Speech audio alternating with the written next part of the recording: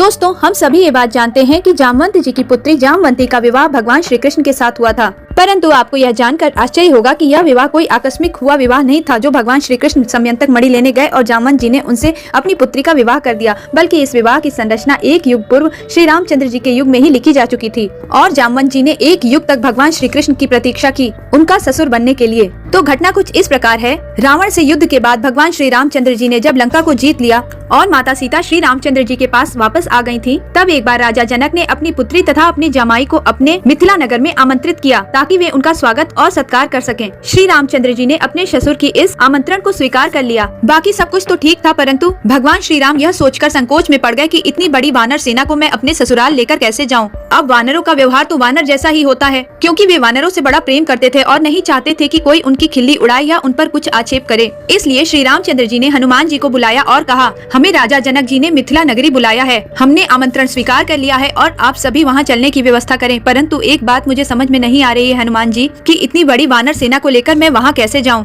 वो मेरी ससुराल है और वहां वानरों ने कुछ ऐसे आचरण किए तो मुझे बड़ी शर्मिंदगी होगी और इन्हें भी कुछ न कुछ कहा जाएगा तो मुझे कष्ट होगा। इसलिए आप सारी वानर सेना को कह दीजिए कि वे यहीं अयोध्या में आराम से रहें और हम सभी मिथिला नगरी होकर आते हैं। हनुमान जी अपने प्रभु की बात भली प्रकार समझ रहे थे और उनके संकोच और चिंता को भी समझ रहे थे। यह बात जाकर जब उन्होंने समस्त वानरों से कही तो वे कहने लगे, नहीं नहीं, हम भी प्रभु के ससुराल जाएंगे, हम भी वहाँ मजे करेंगे, हमारा भी स्वागत होगा। आखिर रावण के साथ युद्ध में हमने भी अपने प्राण गंवाए हैं, अब हमें भी स्वागत का मौका मिलना चाहिए। और वे सभी राम जी की ससुराल जाने के लिए बड़े उत्साहित दिखाई देने लगे। हनुमान जी ने जब यह बात आकर प्रभु को बताई तो वह चिंतित दिखाई देने लगे कि क्या करें, मिथिला जाएं या ना जाएं। जामवंत जी श्री रामचंद्र जी के इस संकोच को समझ गए और आगे बढ़कर बोले, हे प्रभु, आप चिंतित और उदास ना हो, मैं इन वानरों की सेना को संभालने का दायित्व लेता हूँ। मैं सभी वानरों को शिक्षित और प्रशिक्षित करके ले चलूंगा और जैसा मैं बोलूंगा ये सभी वैसा ही करेंगे। इनकी जिम्मेदारी मैं लेता हूँ, आप चिंता ना करें। मुझे पता है आप किस वजह से परेशान हैं, परंतु इन वानरों को मना करने पर ये अत्यधिक उदास हो गए हैं। राम जी को जामवंत जी पर भरोसा था, इसलिए उन्होंने कह दिया, ठीक है, अगर आप जिम्मेदारी संभालते हैं तो आप सब वानरों को तैयार कर लीजिए चलने के लिए।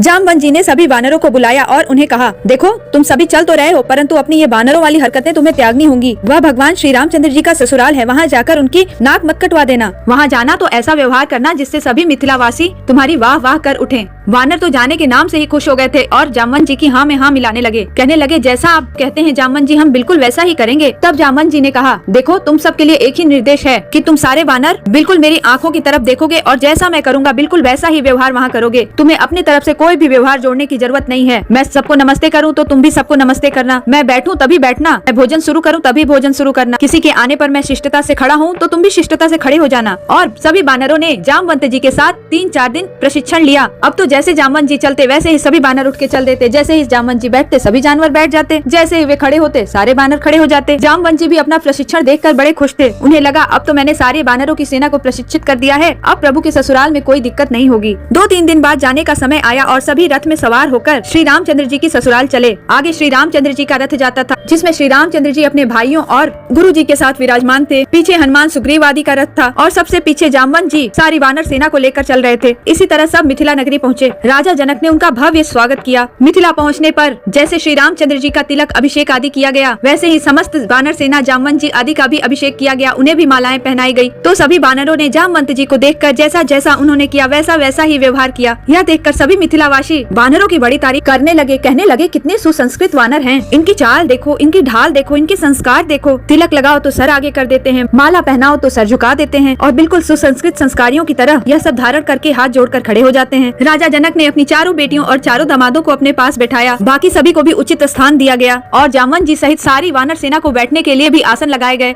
जैसे जामवंत जी बैठते वैसे ही सभी वानर बैठते। जब जामवंत जी किसी को प्रणाम करते तो सारे वानर उसको प्रणाम करते। उसी समय सबके लिए पानी आदि की व्यवस्था की गई, सबने जल वगैरह ग्रहण किया। हर कोई वानरों को देखकर वाह वाह कर उठा। जामवंत जी मन ही मन बड़े खुश हो रहे थे कि चलो इन्होंने मेरा मान तो रख लिया। श्री राम जी भी मुस्कुरा रहे थे। फिर भोजन आदि की व्यवस्था की गई और सबके लिए बड़े बड़े सुंदर स्वर्ण थालों में अनेक प्रकार के भोजन परोस कर लाए गए। फिर अनेक प्रकार के मिष्ठान उसमें रखे गए। फिर फल के लिए आम ले आया गया जो एक एक करके सभी को परोसा गया। सभी ने हाथ जोड़कर भोजन खाना शुरू किया। जामवंत जी ने भी भोजन करने से पहले जैसे भोजन की पूजा की, सभी वानरों ने वैसे ही भोजन की पूजा की। जब जामवंत जी ने जल से अपने हाथ प्रक्षालन किए, वैसे ही सभी वानरों ने भी जल से अपने हाथ प्रक्षालन किए। अब सभी ने भोजन करना शुरू किया। भोजन करने के पश्चात जामवंत जी ने जब आम उठाया तो सभी वानरों ने आम उठाया। अभी कुछ वानर भोजन कर ही रहे थे, परंतु जामवंत जी ने आम उठा लिया था, इसलिए सभी वानरों ने आम उठा लिया, क्योंकि उन्हें जामवंत जी का सख्त निर्देश था कि जैसे वे रहेंगे बिल्कुल वैसे ही वानरों को भी रहना है। जामवंत जी ने आम को थोड़ा घुलाया, सभी वानरों ने आम को घुलाया। जामवंत जी ने जैसे ही आम का मुख तोड़ा, वैसे ही उनके आम की गुठली निकलकर उछलकर बाहर गिर गई। सभी वानरों ने देखा जामवंत जी की आम की गुठली उछलकर बाहर गिर गई है। तब सारे वानरों ने भी, जिनकी गुठली बाहर नहीं जा रही थी, उन सभी ने दबा दबाकर अपनी गुठलियां बाहर फेंक दी। जामवंत जी ने सोचा मैं इस गुठली को उठा लेता हूँ। वे जैसे ही गुठली उठाने के लिए झुके, सभी वानर भी पीछे अपनी गुठली उठाने के लिए झुक गए। अब गुठली उनके हाथ से फिसल गई। सभी वानरों ने जामवंत जी को देखा और आपस में एक दूसरे को देखा, फिर मुंह हिलाकर एक दूसरे को वैसा ही करने का संकेत किया और उन्होंने अपनी गुठली हाथों से सरका दी। जामवंत जी ने दोबारा गुठली पकड़ी, फिर से गुठली सरक गई। फिर से सारे वानरों ने अपने हाथ से जानबूझ के गुठली सरका दी। अब तो जो गुठली लेने की मारा मारी मची कि वहाँ पूरी वानर सेना ने पूरे भोजन मंडप में आम ही आम कर दिया। गुठलियाँ उछलकर इधर उधर घुस गयी और आम के गूदे के छींटे सब पर जाकर गिर गए। पूरा मंडप आम ही आम के रंग में रंग गया। सभी दरबारी ये देखकर मुस्कुराने लगे और राम जी शर्मिंदा होकर सर नीचे कर लिए और समझ गए जिसका डर था वही हुआ। आखिरकार ससुराल में अब नाक कटी जाएगी। जामवंत जी ने प्रभु को देखा और वे भी शर्मिंदा हो गए और एकाएक चेतना में वापस आकर सोचने लगे, अरे मैंने यह क्या कर डाला। एक आम की गुठली के चक्कर में प्रभु को बड़ी शर्मिंदगी हो गई। जनक जी यह सारा दृश्य देख रहे थे और यह दृश्य देखकर वह मुस्कुराने लगे। फिर अपने जमाई श्री रामचंद्र जी को देखा तो वह शर्मिंदा से मुंह नीचे किए बैठे हुए थे। मिथिला नरेश जनक जी सारा माजरा समझ गए और श्री रामचंद्र जी को शर्मिंदगी से बचाने के लिए उठे और अपने जमाई श्री रामचंद्र जी को हृदय से लगाते हुए बोले, अरे आप शर्मिंदा क्यों होते हैं, यह तो वानरों का सहज स्वभाव है। जो व्यवहार वह आते समय कर रहे थे, हमें तो वह व्यवहार देखकर बड़ा ही आश्चर्य हो रहा था। इसमें आपके शर्मिंदा होने योग्य कोई बात नहीं है। हे श्री राम जी, आप सहज हो जाइए।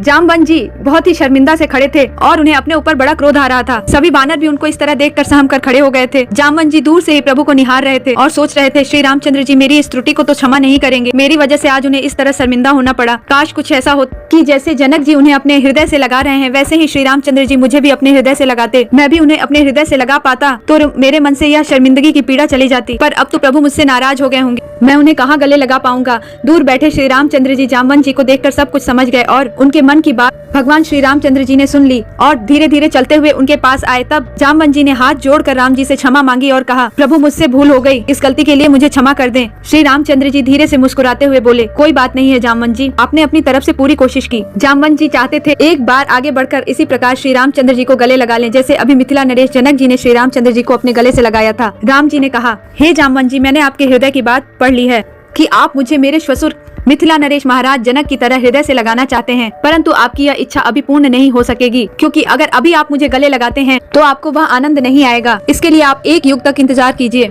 जब मैं अपने अगले अवतार में आपके पास आऊंगा तब आप अपनी पुत्री का ब्याह मुझसे करना और तब एक ससुर की तरह मुझे गले लगाना और तब गले से लगकर आपकी यह इच्छा मैं अवश्य पूरी करूंगा। जामवंत जी ने हाथ जोड़ दिए और प्रभु की करुणा देखकर उनका हृदय भर आया कि कैसे श्री रामचंद्र जी अपने भक्तों के मन की बात को इतना प्रेम पूर्वक पढ़ लेते हैं। इसलिए जब भगवान श्री कृष्ण ने अवतार लिया तब समयंतक मणि की चोरी होने का तो एक बहाना था। इसी बहाने भगवान श्री कृष्ण जामवंत जी की गुफा तक गए। वहाँ पहुंचकर भगवान श्री कृष्ण ने जामवंत जी से उस मणि की मांग की जो जामवंत जी ने शेर को मारकर प्राप्त की थी। उस वक्त जामवंत जी उन्हें पहचान नहीं पाए और 18 दिन तक भगवान श्री कृष्ण से युद्ध करते रहे। 18वें दिन जब भगवान श्री कृष्ण ने उनकी पीठ पर तेज प्रहार किया तो जामवंत जी का साहस जवाब दे गया और उन्होंने एकदम से सोचा कि मुझसे युद्ध करके मुझे परास्त करने की शक्ति एकमात्र नारायण में है। और वह तुरंत समझ गए कि भगवान श्री कृष्ण ही उनके प्रभु हैं जो इस रूप में उनके पास आए हैं और उन्होंने उनके चरण पकड़कर उनसे माफी मांगी। दोस्तों, अब आपको यह लग रहा होगा कि ठीक है, जामवंत जी नहीं पहचान सके कि यह भगवान श्री कृष्ण ही मेरे प्रभु राम हैं, पर भगवान श्री कृष्ण तो जामवंत जी को पहचान रहे होंगे, तो उन्होंने उनसे 18 दिन तक इस प्रकार युद्ध क्यों किया और क्यों नहीं बता दिया कि मैं ही श्री राम हूँ। इसके पीछे भी एक कहानी है। लंका युद्ध के बाद जब रावण हार गया और उसकी मृत्यु हो गई, तब जामवंत जी ने श्री रामचंद्र जी से आकर कहा,